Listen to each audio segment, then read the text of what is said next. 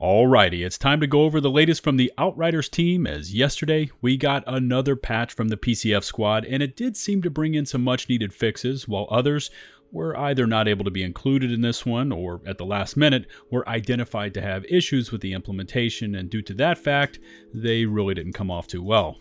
What's going on? It's Lieutenant Buzz Lightbeer, and I was really pumped to be streaming the game yesterday when the latest patch went live, because it gave me a chance to have immediate reactions from my viewers as we tested out the new changes, and some were really positive and well received, and others not so much. But before we dive into today's video, in case you aren't yet a sub, please smash that sub button for more intensive Outriders content, and don't forget to ring the bell to receive all future upload notifications from my YouTube channel.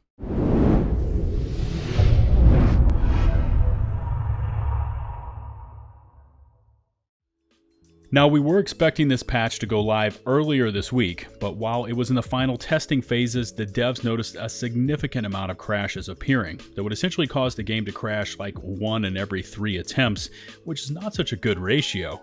Now, with that, PCF held off on letting the patch go live until they reached out to the community, asking if these crashes are items that the gamer base has seen before.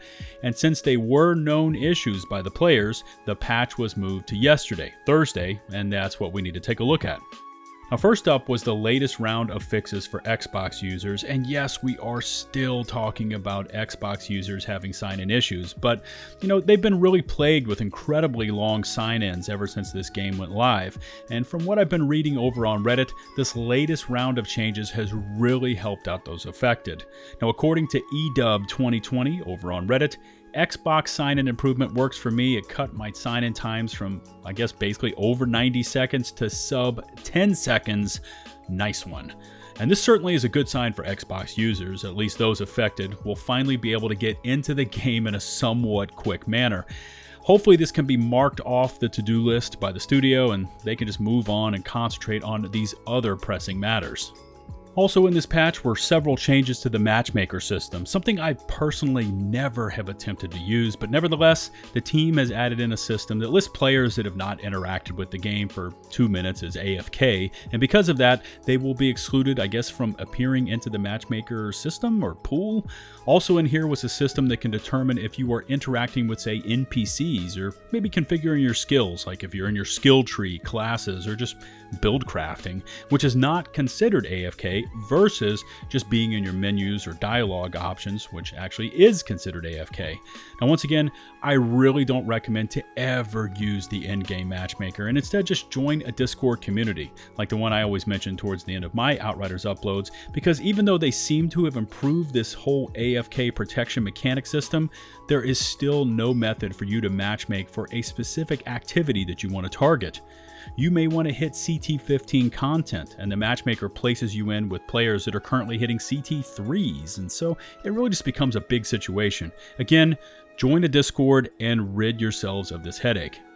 Now, another major issue that has plagued those players hitting CT missions has been this problem with not being able to see those damn blue flames of death, also known as the Broodmother surge attack on the ground once you cast it.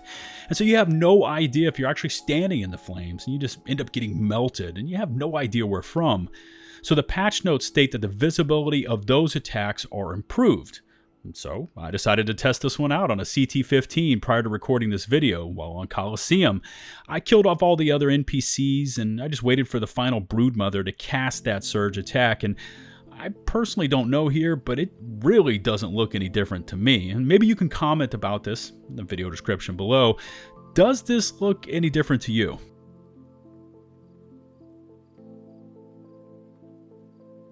Apparently I'm not the only one, because this is a sentiment echoed by this post by Dakes Gaming over on Twitter when he said, "Hi Outriders team, sorry to bother you again, but when it comes to the AoE Broodmother does," I guess he's trying to say when it comes to what the AoE Broodmother does, "I'm not really seeing much of a difference post-patch. It's still really faint, but perhaps it's just me." Again, here's the screenshot. Let me know if this looks any different to you post-patch than when it used to pre-patch. Now, of all the changes we expected in yesterday's patch, the fixes for the Technomancer Borealis Monarch Legendary Gear Set was tops on my list of items I really wanted to try out.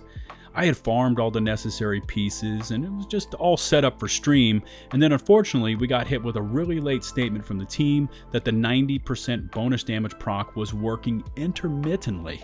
Important. While we have resolved one problematic aspect of this set, we very recently discovered a second underlying issue that can still cause the full 90% set bonus to stop working when in combat, which is truly a bad time for that bonus to stop working.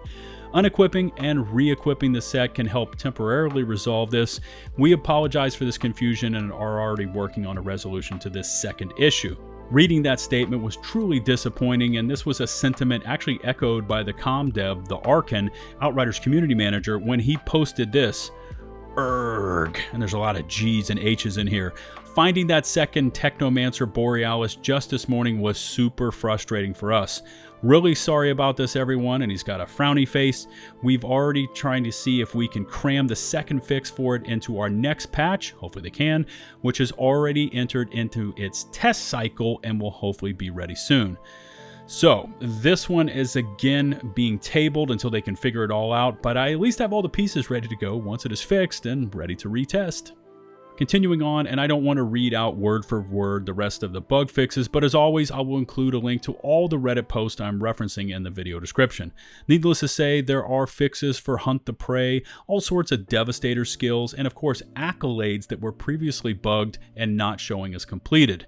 Pyromancer also received a small rebalance on the phaser beam and its healthy lifestyle mod in terms of its function and descriptions. All in all, I have to praise the dev team for posting such in-depth patch notes, which not every game or comm dev team has a history of doing. And I also included towards the bottom of yesterday's post was a really extensive list of items they are currently investigating, like, for instance, Stadia. Oh, poor Stadia. They really are the forgotten tribe when it comes to Outriders. But they also included these really important topics, such as this balancing issue that was mentioned in the July 1st Reddit post, where the team is still looking at buffing skills on all 4 classes. So it sounds like they're trying to get the classes onto more of an even playing field, for instance, Devastator, and how it just can't push out the level of damage of, say, a well-crafted Technomancer build. And again, I'd be interested in reading your feedback on this one. I personally think the base damage of the classes should first be evaluated and adjusted instead of the skills, because those are there to focus and enhance our chosen skills, but if the ability to DPS, tank, or produce AP is not addressed and balanced first, you can slap it on as many skills and mods as you want, you will always have that class imbalance issue. I'm going to end this one with an invite to our awesome Outriders community Discord server. Just check in this video description, click on the open invite link, accept the rules, and you are in. Now once there, our mods will be there to assist you, and we've got tons of resources and channels for builds, tips and tricks in the ever popular LFG areas, or looking for groups for both carries and farming.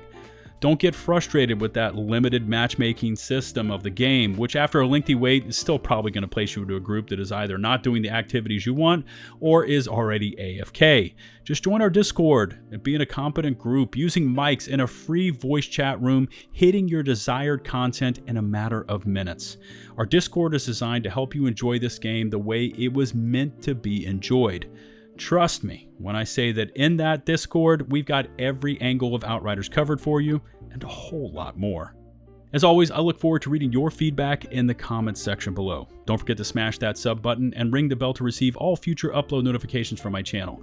If you could take the time to rate and or share this video, it would be greatly appreciated. Don't forget to find and follow me on Twitch for weekly streams, including Outriders CT carries with viewers. Join my aforementioned community Discord server, and of course, follow me over on Twitter, posting my thoughts on most things gaming related. Links to all of these platforms in the video description. Until the next one, this is Lieutenant Buzz Lightbeer, signing off.